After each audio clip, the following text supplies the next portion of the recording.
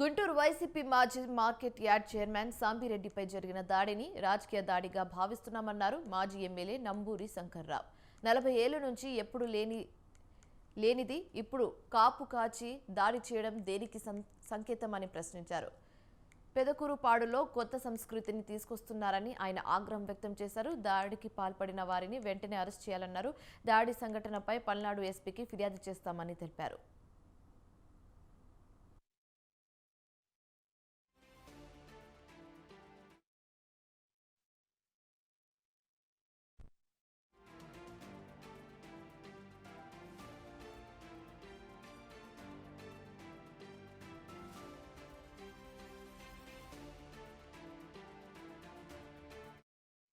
సంఘటన జరగడం అనేది చాలా దురదృష్టకరం.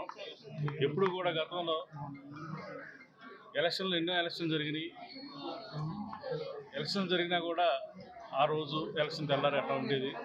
కానీ ఈ ఎలక్షన్స్ ఇంత దారుణమైన పరిస్థితుల్లో ఇన్ని రోజులు కూడా మరి అధికారంలోకి వచ్చారు. అధికారంలోకి వచ్చినా కూడా ఇన్ని గ్రామాల్లో కొట్లాట్లు గొడవలు అనేది ఇప్పుడే ఉండటం జరిగింది. ముఖ్యంగా సాంబిరెడ్డి 40 సంవత్సరాల రాజకీయ చరిత్ర ఉన్న సాంబిరెడ్డి ఎక్కడో కూడా వివాదాలకి వారి వ్యక్తి, అందరికీ మరి సాయం చేసే వ్యక్తి. మరి ఈ రకంగా 2 కాళ్ళు 2 చేతులు ఎరగొట్టి కావాలని ఒక పథకం ప్రకారం